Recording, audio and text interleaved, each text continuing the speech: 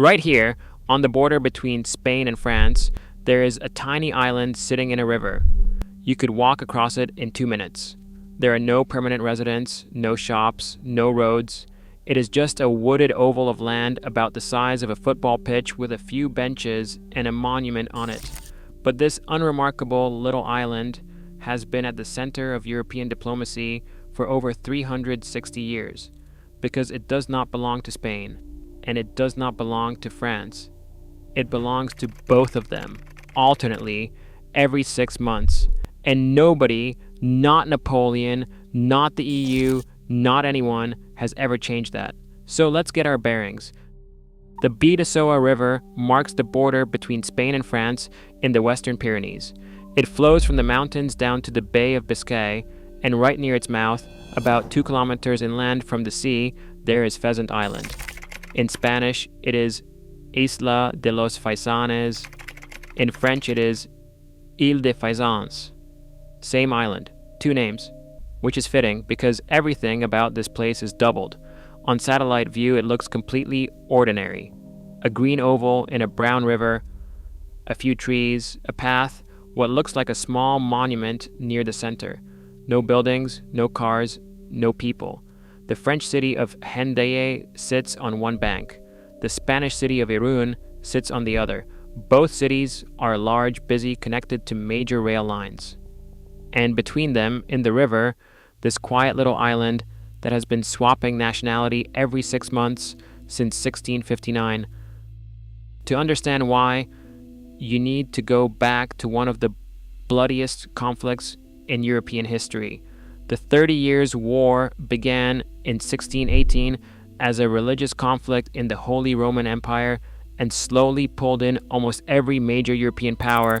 By the time it ended, somewhere between 8 and 12 million people had died. Soldiers, civilians, victims of famine and plague. Central Europe was devastated. Spain and France had been fighting their own parallel war within it, the Franco-Spanish War, which ran even longer from 1635 to 1659. By the late 1650s, both sides were exhausted and broke. Cardinal Mazarin for France and Don Luis de Haro for Spain were tasked with ending it. They needed a place to meet that was neutral, somewhere neither side could claim as a diplomatic victory just by hosting the talks. Pheasant Island, sitting exactly on the border in the middle of the river, was the answer. From June to November 1659, the 2 delegations met on the island repeatedly. Mazarin on one side, Don Luis on the other. The negotiations were extraordinarily delicate. Both men were proud, both represented proud crowns, and every detail of protocol, including who sat where, who entered first, and who bowed to whom, was treated as a potential concession. They even built a special pavilion on the island that was divided precisely down the middle, so neither delegation ever technically crossed onto the other's territory. What they produced after 5 months was the Treaty of the Pyrenees. It ended 24 years of war, established the modern border between Spain and France, roughly where it still sits today, and sealed the agreement with a royal marriage, when the French king Louis XIV would marry the Spanish Infanta Maria Teresa. That marriage, as it turned out, had consequences that would reshape Europe for the next century, but that is a story for another time. The island itself was given a unique status in the treaty. Rather than assign it permanently to either country, the 2 crowns agreed to share it. Spain would administer it from February the 1st to July the 31st each year. France would take over from August the 1st to January the 31st every year, forever, or at least for as long as the treaty held. That was 1659. The handover still happens today. The ceremony is quiet by modern standards. The outgoing country's representative formally transfers administration to the incoming country's representative. A document is signed, the flag changes. And then, for the next 6 months, a different nation is technically responsible for a stretch of riverbank benches and a few park trees. In legal terms, this makes Pheasant Island a condominium, a territory under the joint sovereignty of two states. It's one of the rarest arrangements in international law, and it's almost certainly the oldest continuously operating one in the world. Here's where it gets genuinely strange. Because neither country permanently owns the island, neither can build on it, develop it, or change it without the other's agreement. That has produced a kind of administrative paralysis that has lasted 3.5 centuries. The island has no electricity connection, no running water, no permanent staff. Maintenance is handled by whichever country currently holds it, which in practice means both countries ignore it for most of the year and do the minimum necessary upkeep when their turn comes around. Visitors are not permitted without special arrangement. There are no regular boat trips, no tourist infrastructure, no visitor center. The island is visible from both riverbanks and from the bridges that connect Hendaye and Irun, but you cannot simply walk onto it. For most of its existence, it has been more a symbol than a place. And the symbol is a peculiar one, because the island was the site of not one but two royal meetings that changed European history, and the second one is far less well known than the first. In 1660, just 1 year after the Treaty of the Pyrenees was signed, Pheasant Island hosted the formal handover of Maria Theresa from Spain to France for her marriage to Louis XIV. The ceremony took place in the same pavilion that had hosted the negotiations. The Spanish delegation brought her to the island. The French delegation received her.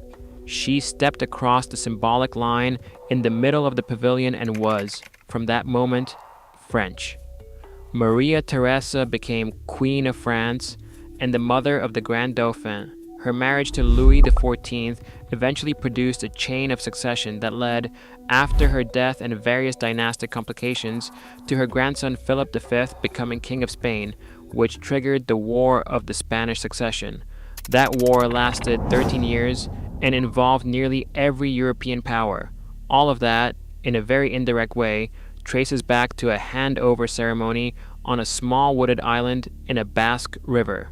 The island had one more moment of historical significance.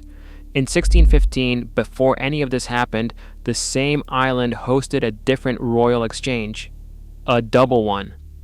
Anne of Austria, daughter of the Spanish king, crossed to France to marry Louis XIII. Simultaneously, Elizabeth of France crossed to Spain to marry the future Philip IV. Two princesses were swapped on the same island on the same day. The island's role as a neutral handover point predates the treaty that made it famous. So, when the Treaty of the Pyrenees chose Pheasant Island as the meeting place, it was partly because both sides already knew it as a place where deals got done. After 1660, the island largely faded from European attention. Wars came and went. The War of the Spanish Succession, the Napoleonic Wars, and 2 world wars followed. The border between Spain and France moved slightly in places, was contested in others, and was eventually hardened into the modern EU boundary. Through all of it, the 6-monthly handover of Pheasant Island continued without interruption. Napoleon controlled both Spain and France at various points, and he could theoretically have dissolved the arrangement. He did not. The Franco regime in Spain and the Vichy government in France were both in place at the same time during World War II, 2 authoritarian governments that might easily have renegotiated old treaties. They did not touch it either. The EU, which has spent decades harmonizing borders, regulations, currencies, and legal systems across its member states, has never proposed changing it. The arrangement is so old, so embedded, and so completely harmless that nobody has ever found a compelling reason to end it. Which leaves Pheasant Island in its current state, locked out of development by its own legal status, visited by almost no one, administered by 2 countries that treat the handover as a quiet formality, slowly becoming more famous as a curiosity than as the site of one of the most important diplomatic meetings in European history. The benches are maintained. The monument stands. The river flows past on both sides. Every February the 1st and every August the 1st, someone signs a document, a flag changes, and the island changes hands. It has happened over 700 times since 1659, and it will presumably happen again in 6 months. The EU couldn't agree on it. Napoleon didn't bother with it. 2 world wars passed around it. And the island just keeps swapping quietly twice a year the way it always has. If there's a place like this you want me to dig into next, let me know in the comments.